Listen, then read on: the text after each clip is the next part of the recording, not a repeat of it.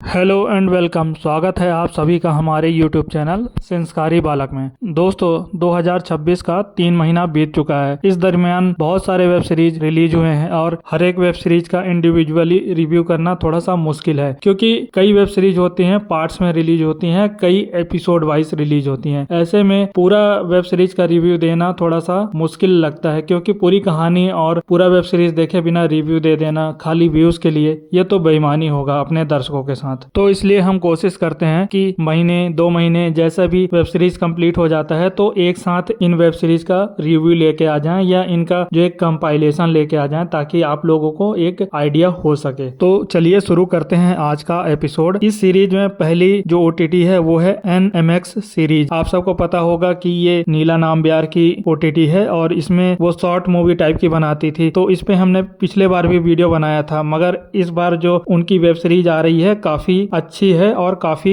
लंबे ड्यूरेशन की है। तकरीबन 25 से 30 मिनट के ड्यूरेशन है उन सब वेब सीरीज की। तो आज NMX सीरीज की 3 वेब सीरीज के बारे में हम बात करेंगे। पहली है वैनिशिंग विला, दूसरी है कपालमुंडी मुट्टाई और तीसरी है Madhura Raagam. Vanishing villa erotica thriller series है। इसमें आपको सीन अच्छे मिल जाएंगे। स्टार कास्ट में नजर आने वाली है नेहा शेख, निक्कू वर्मा और अखिलेश। जहां आपको नेहा शेख सपोर्टिंग कैरेक्टर में दिखेंगी। मेन इसमें निक्कू वर्मा और अखिलेश का रोल है। हालांकि इस वेब सीरीज का अभी पार्ट 1 ही आया है, क्या पता पार्ट 2 भी आ जाए जिसमें आपको नेहा शेख के भी कुछ सीन देखने को मिले। वैसे तो नेहा शेख NMX सीरीज की परमानेंट कास्ट है, हर वेब सीरीज में नजर आती हैं। सीरीज में दूसरी जो वेब सीरीज है वो है कपालमुंडी मुट्टाई। इसमें भी नेहा शेख नजर आ रही हैं। इसमें भी सीन काफी अच्छे हैं, लेकिन इसमें उतने ओरिजिनल सीन यानी हार्डकोर वाले सीन आपको देखने को नहीं मिलेंगे। बहुत सारे फेक सीन हैं, पर ठीक है, परफॉर्मेंस वाइज देखा जाए तो अच्छा है। और इसका एक एक्सटेंडेड वर्जन भी निकाला गया है, जो तकरीबन 40 मिनट का है। ओरिजिनल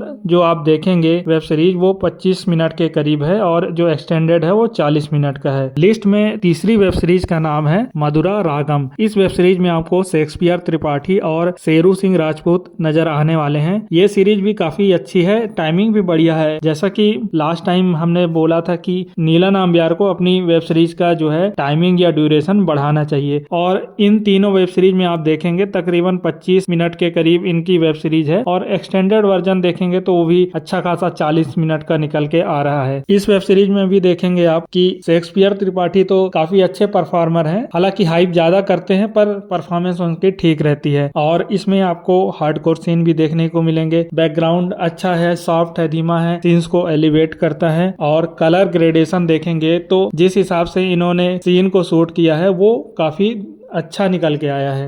अपने पिछले वेब सीरीज के मुकाबले नीला नाम्बियार ने काफी जो है इम्प्रूवमेंट किया है। डायरेक्शन हो या फिर ड्यूरेशन हो या फिर कास्टिंग के मामले में हो, काफी बढ़िया इनका परफॉर्मेंस रहा है और काफी इम्प्रूवमेंट से दर्शकों को पैसा वसूल हो रहा है। अगर आप लोगों ने इनमें से कोई से भी वेब सीरीज देख रखा तो हमें कमेंट सेक्शन में बता सकते हैं कि आपको वेब सीरीज कैसी लगी। लिस्ट में दूसरी OTT जो है वो है बूमएक्स या फेनी ऐप। दोनों एक ही ऐप है। इसमें हमारे एक सब्सक्राइबर ने डिमांड की थी कि लॉलीपॉप वेब सीरीज को आप रिव्यू कीजिएगा। तो लॉलीपॉप वेब सीरीज देखने के बाद कुछ चीजें इसमें अच्छी थी, कुछ चीजें आप लोग बताइएगा कि अच्छी हो सकती थी या नहीं हो सकती थी, जो भी है। तो इसका अगर कास्टिंग देखेंगे और स्टोरी लाइन देखेंगे तो ये ठीक लगी। पिछले वेब सीरीज के मुकाबले मनु ने जो अच्छा काम किया है वो है कास्टिंग पे ध्यान दिया हुआ है, और स्टोरी लाइन जो है बिल्ड की है धीरे धीरे, जो स्टोरी को एलिवेट करना चाहिए वो अच्छा लगा। दूसरी चीज ये है कि इसमें हार्डकोर वाले सीन देखने को नहीं मिलेंगे और इसमें आपको ओनली अपर बॉडी पार्ट्स ही देखने को मिलेगा। वैसे तो बूमएक्स मनु की वेब सीरीज में सब तरह के सीन रखे जाते हैं, चाहे हार्डकोर हो चाहे सॉफ्टकोर है, तो इसमें आप मान लीजिए सॉफ्टकोर सीन ही देखने को मिलेंगे। अगर बूमएक्स मनु अपनी जो लिमिट्स है बाउंड्रीज को थोड़ा सा इसमें आगे ले जाते तो इस वेब सीरीज की डिमांड काफी बढ़ सकती थी। वैसे तो मॉडल नहीं है तो इनके बारे में ज्यादा जानकारी है नहीं, फिर भी हम अगले वीडियो में इनके बारे में जानकारी लाने की कोशिश करेंगे। लॉलीपॉप का एपिसोड 2 भी आ गया है और देखा जाए तो एपिसोड 2 भी उतना खास नहीं है। वैसे तो पार्ट 1 जो है वो ठीक ठाक सा है और पार्ट 2 में देखेंगे एक बहुत ही पतली दुबली परफॉर्मर को रखा गया है जो उतना अच्छा परफॉर्म भी नहीं कर रहे हैं, और कास्टिंग जो हुई है उनकी क्या सोच के किया है ये तो अब मनु ही बता पाएंगे। इस लिस्ट में एक और OTT है IBA।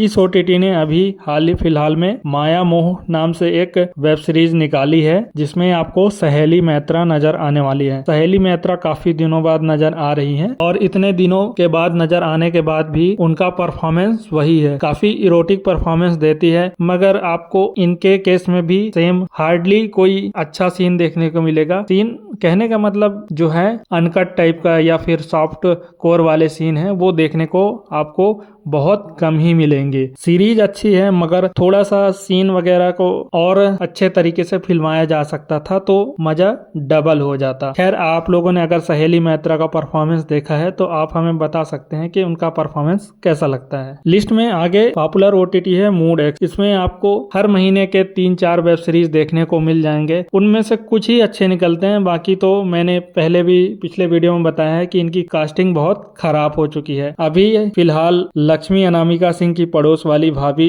रिलीज हुई है जिसमें विनोद त्रिपाठी, अमन श्रीवास्तव ऐसे कलाकार नजर आ रहे हैं। वैसे तो विनोद त्रिपाठी मुझे लगता है खुद प्रोड्यूसर रहते हैं इसलिए वो उसमें कर लेते हैं, बाकी उनका परफॉर्मेंस बहुत खराब रहा है। इसके अलावा ठाकुर का खेल, गंदी नजर, मनचला आशिक ऐसे वेब सीरीज भी मूड एक्स पर आए हैं पर वो उतना इम्पैक्ट नहीं छोड़ पाए हैं। अभी फिलहाल लक्ष्मी अनामिका सिंह के साथ इनकी जो भी डील है 3-4 वेब सीरीज की वो चल रही है तो ठीक ठाक से परफॉर्म कर ले रही हैं और दर्शकों के बीच भी उनका थोड़ा सा जो है हाइप बना हुआ है। तो आप लोगों ने अगर मूड एक्स की वेब सीरीज देखी है तो हमें ये बता सकते हैं कि मूड एक्स को और क्या इंप्रूव करना चाहिए या फिर मूड एक्स की वेब सीरीज आपको कैसी लगती है। लिस्ट में अब कुछ एडल्ट OTTs की बात कर लेते हैं तो कहानी प्ले ऐप में इस समय बहुत सारी वेब सीरीज रिलीज हुई हैं, वो भी हफ्ते हफ्ते पार्ट वाइज रिलीज होती हैं। तो इस हफ्ते रिलीज हुई है चाची 420। इस वेब सीरीज में आपको प्रियंका हलदार, रवि गढ़िया, गौरव सिन्हा और बबीता दुबे नजर आएंगी। बबीता दुबे ने जो कमबैक किया है तो काफी इंप्रूवमेंट उनके अंदर देखने को मिल रहा है और पहले के अलावा उनकी अपीयरेंस, उनका फिजिक काफी चेंज हुआ है। पहले वो एक साधारण सी दिखती थी, इस समय थोड़ा सा उनके अंदर जो बदलाव आया है ऐसा लग रहा है कि अब उनको लीड कैरेक्टर मिलने लगे हैं और दिखने में भी वो काफी अट्रैक्टिव हो गई हैं।